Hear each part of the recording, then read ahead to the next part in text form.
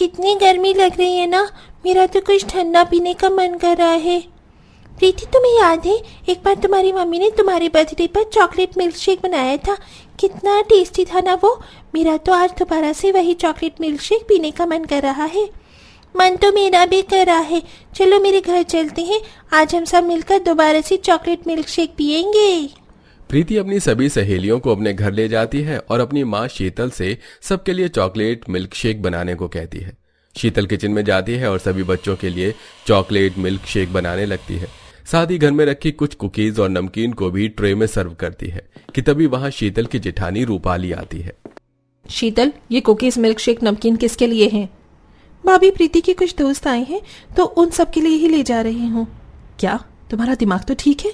पता भी है ये कुकीज और नमकीन कितनी ज्यादा महंगी है, और ये चॉकलेट मिल्क शेक तुम इतना महंगा नाश्ता उन बच्चों को दे रही हो। चुपचाप से ले जाकर सिर्फ ठंडा पानी पिला दो, ठीक है? ये सब मुफ्त का नहीं आया है, इन्हें लाने में ढेर सारे पैसे लगते हैं जो मेरा पति कमाता है। भाभी, भले ही ये सब चीज जेठ जी के पैसे से आई है, लेकिन ये सब घर वालों के लिए ही है ना, और अगर इनमें से मैं थोड़ा बच्चों को खिला दूंगी तो क्या हो जाएगा? रसोई में जितनी भी चीज मौजूद है वो सब मेरे पति के पैसों की हैं, तो इसका फैसला भी मैं ही करूंगी कि कौन सी चीज कौन खाएगा। इतना कहकर रूपाली सारे कुकीज और नमकीन को वापस लेकर डिब्बे में डाल देती है और मिल्क शेक एक बोतल में भरकर वापस फ्रिज में रख देती है, जिसके चलते बेचारी शीतल को सभी बच्चों को ठंडा पानी पिलाकर ही वापस भेजना पड़ता है। रूपाली का पति राघव एक बड़ी सी कंपनी में काम करता था और महीने के लाखों कमाकर अपने घर को चलाता था। वहीं शीतल का पति रवि एक मामूली सी दुकान पर काम करता था, जिसके चलते वो मुश्किल का महीने का 7,000 रुपए कमा पाता था। अपने पति की कमाई पर रूपाली को काफी ज्यादा घमंड होता है, इसलिए वो हमेशा अपने देवरानी को नीचा दिखाती रहती है। शीतल, कल मालिक ने दुकान पर थोड़ा जल्दी बुलाया है, तो तुम मेरा लंच जल्दी पैक कर देना। ठीक है जी। सुबह शीतल जल्दी उठती है और अपने पति के लंच के लिए पनीर की भुर्जी और घी वाले पराठे बनाने लगती है कि तभी वहां रूपाली आती है और शीतल को ये सब बनाता देख गुस्से से उससे कहती है, अब ये पनीर की सब्जी और घी वाले पराठे किसके लिए बना रही है? भाभी, आज उन्हें काम पर जल्दी जाना था ना, इसलिए उनके लिए लंच बना रही हूँ। लेकिन इसका मतलब ये नहीं कि तू अपने पति को ये पनीर और घी वाले पराठे देगी। कल रात की बची हुई दाल थी, उसके साथ ही 2 रोटी दाल दे देती, इतना सब कुछ बनाने की क्या जरूरत थी? भाभी, आप कैसी बातें कर रही हैं? जेठ जी को तो आप दोपहर का खाना रात में कभी भी खाने नहीं देते, और आप मेरे पति को कल रात की बची सब्जी देने के लिए कह रही हैं। माना जेठ जी एक अच्छी कंपनी में काम करते हैं, लेकिन मेरे पति भी तो मेहनत करते हैं। ये घर, ये रसोई, यहाँ की हर चीज सिर्फ मेरे पति के पैसों की है, ना कि तेरे पति के पैसों की। उसकी इतनी औकात नहीं है कि वो ये सब खा सके। उसकी औकात सिर्फ चटनी रोटी की है, लेकिन उसके बावजूद भी हम उसे हमारी सब्जी खाने देते हैं। अपनी जेठानी के मुंह से अपने पति के लिए ऐसी बातें सुन शीतल अपना गुस्सा बर्दाश्त नहीं कर पाती और गुस्से से अपनी जेठानी से बोल पड़ती है, बस करिए भाभी, बहुत हुआ। जितना हक आपका रसोई में है उतना मेरा भी हक है। आप जब अपने पति और बच्चों को महंगी महंगी चीज बनाकर खिलाती हैं तो मैं कभी नहीं टोकती। तो मेरे समय में ये सब क्यों? क्योंकि ये सब कुछ आपके पति के पैसों से आया है। अपनी दोनों बहुओं के चिल्लाने की आवाज को सुनकर उनकी सास सुलोचना भी किचन में आ जाती है।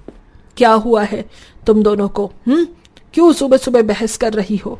दोनों देवरानी जेठानी अपनी सास को सारी बात बताती हैं, जिसे सुनकर, तो इसमें गलत क्या कहा रूपाली ने? बहू ने, तेरा पति कमाता ही कितना है।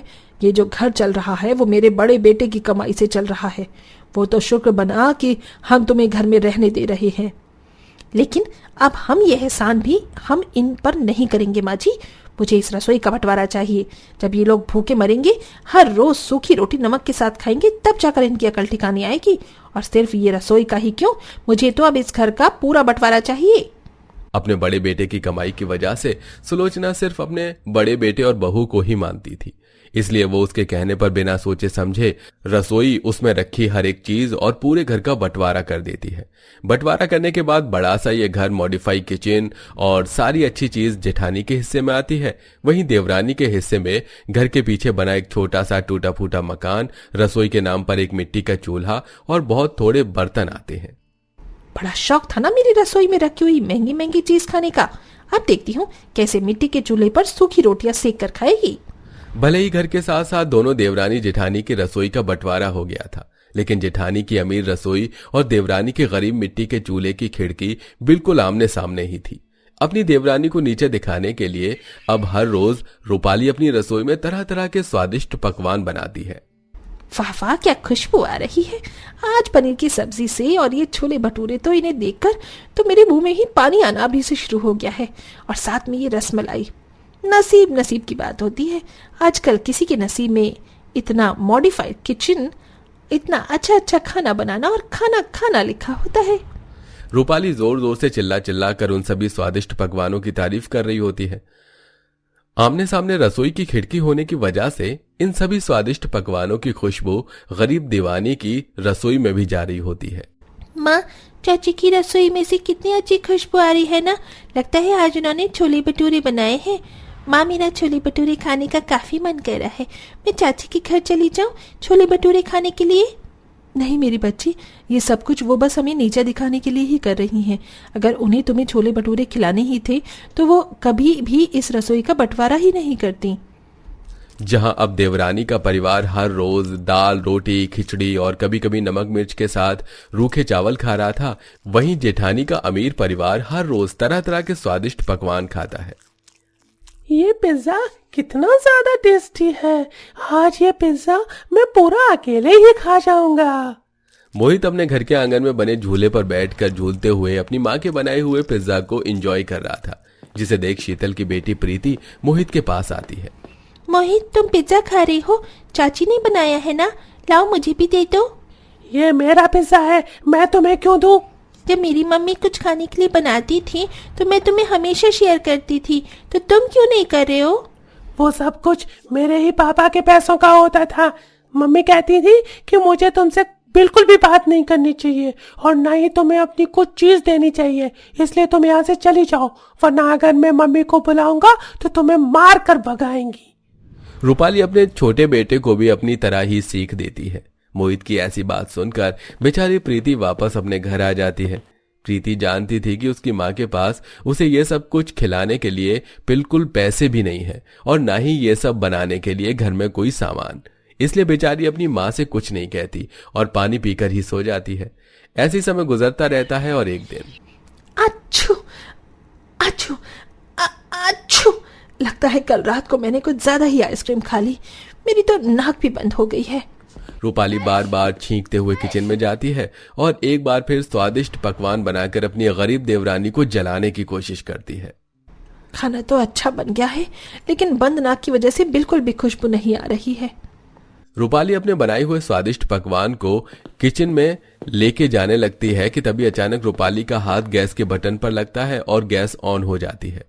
बंद नाक की वजह से रूपाली को गैस लीक होने की स्मेल नहीं आती और देखते ही देखते रसोई के साथ साथ पूरे घर में गैस फैल जाती है।